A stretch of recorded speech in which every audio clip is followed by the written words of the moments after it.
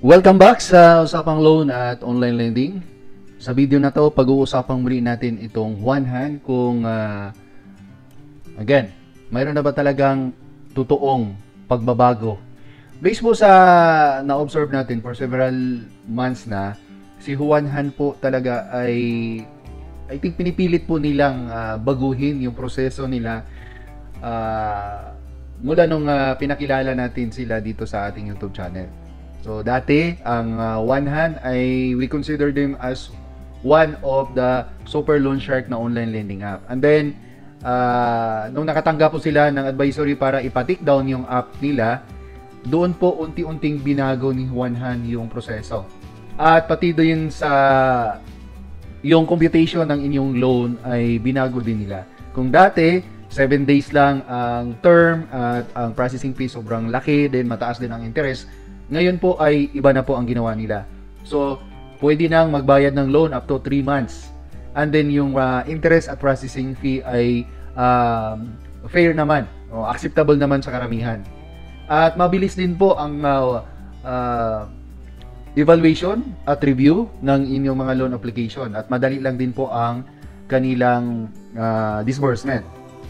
So, gusto ko lang ding linawin na marami na po tayong natanggap na parang recommendation mula po sa ating mga viewers. At gusto ko po na i-finalize po natin kung ngayon po ba ay pwede na natin siyang mapasama doon sa maaaring i-recommenda natin.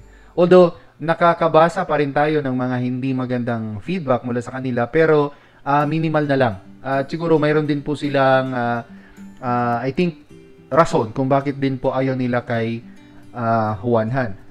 Si Juan Han sa ngayon po ay pwede nang maka-loan sa kanila ng up to 25,000. Then payable within 3 months as I have said. And then yun nga, madali lang ang proseso. Then pagdating naman po sa disbursement, available na din po sa iba't ibang mga e-wallet at padala center, unlike before na I think 2 or 3 lang. Oo. Ngayon pwede na sa GCash, Maya, Shopee, pwede din i-claim sa 7-Eleven, Employer, RD at True Money. So, kayo po, kung kayo ay recently umutang po sa One Hand, ano po ang maipayo ninyo sa mga nagbabalak ng umutang sa One Hand? Marami na din po silang partners sa ngayon. Oo, marami na po silang partners at nire-recommenda po sila ng ibang mga malalaking partners nila. So, sa ngayon po ay umabot na po ng more than 5 million ang nag-download po ng kanilang app. So, sobrang dami na po, no? 5 million. Imagine niyo po yan, 5 million. So, marami na din po siguro nakasubok sa kanila na umutang. Malamang kayo din. So, again, ano po ang maipapayo ninyo? Sa kasalukuyan po, 73,000 plus ang nagbigay ng reviews. At kung magbasa po tayo ng review dito, puro po positive. Although mayroong iba na negative, pero ano naman, acceptable naman din po yung ano nila. Na itong isa na nagbigay lang siya ng siguro 1 star dahil po na disappoint siya doon sa ads na palaging lumalabas sa kanyang cellphone kapag naglalaro. Pero mostly po maganda po ang ano nila. Maganda po ang feedback po mula kay One Hand. So check natin si One Hand sa kanyang website. One Hand, di ba? May One Hand website na.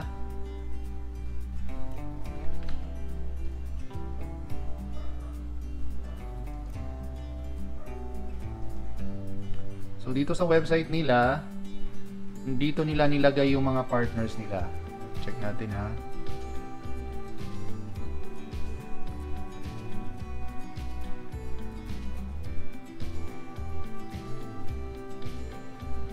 O mga trusted partners nila, mayroon na silang Union Bank, Lazada. At nagre-report na din sila sa CIC. Meron silang Sun Life Gripa, Multisys, Skypay, CIC Credit Information Corporation. Yan yung CIC, CIBI. Nag-report na din sila.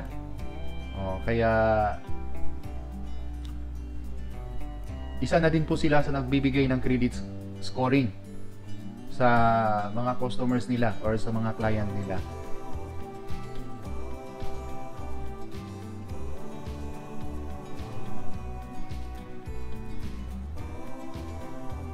At available na din po sila sa App Store. Sa mga iPhone users, pwede na rin pong umutang sa kanila. Ibig sabihin, okay na din po sila. Ang Tala nga, number 1, pero wala po silang App Store. App Store sa iPhone, hindi po sila available. Pero si Wanhan, ano talaga, tiningnan nila yung mga, I think, nag-wide coverage sila. Tiningnan din po nila yung mga iPhone users na pwede ding umutang sa kanila.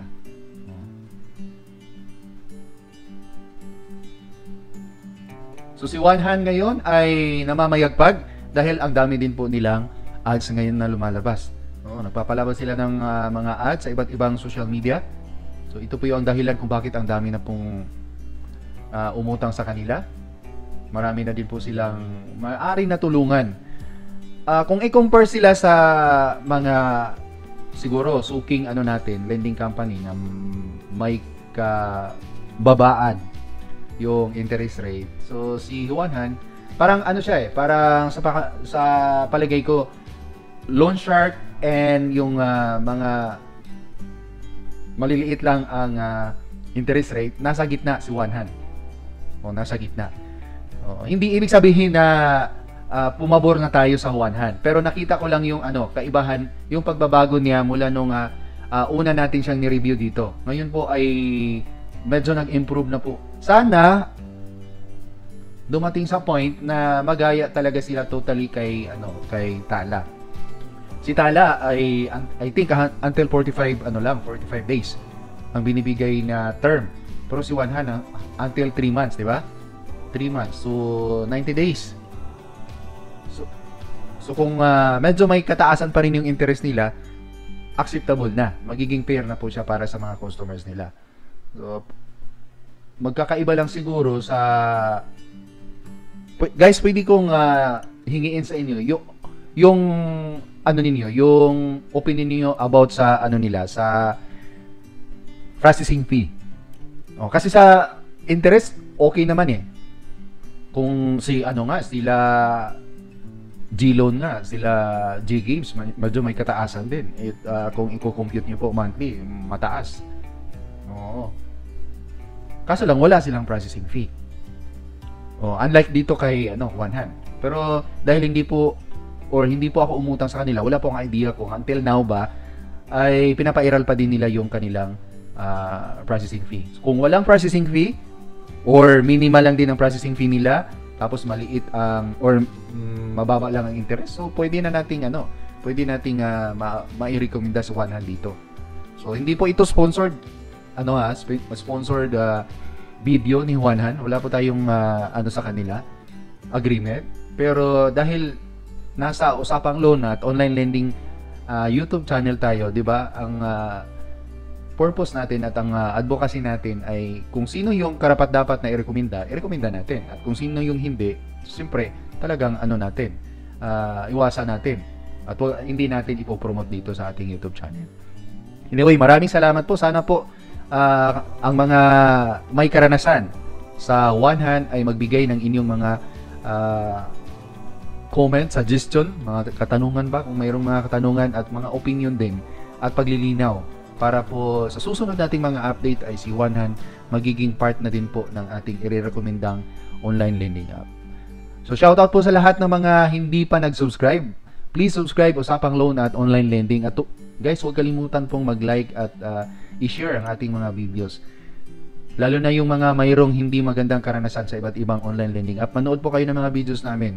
Marami po kayong matututunan. And then shoutout din po sa ating mga subscribers na sa 32,000 or more than 32,000 nating subscribers. Maraming salamat higit sa lahat sa aking mga members na patuloy pa ring nagsuporta. At kung kayo po ay gustong sumuporta at tumulong sa ating YouTube channel, pwede kayong magiging member. Pakipindot lang po or click or join button. So sa halagang 25 pesos po ay magiging member na po kayo at mayroon po kayong special buds na magagamit during sa ating live. Sa mga hindi pa nakadalo sa ating live, alas 8 po yan ng gabi, Monday to Monday to Wednesday, then Friday to Saturday. Sa Thursday naman, Huwebes, late po tayong magla-live. Most of the time nasa 9:30 na ng gabi. Sa Sunday, wala po tayong live dahil po magpapahinga po ako. So, maraming salamat po sa inyong lahat. God bless po sa lahat ng mga mayroong hindi magandang nararamdaman at karanasan sa mga online lending collectors. Hanggang sa muli po, paalam.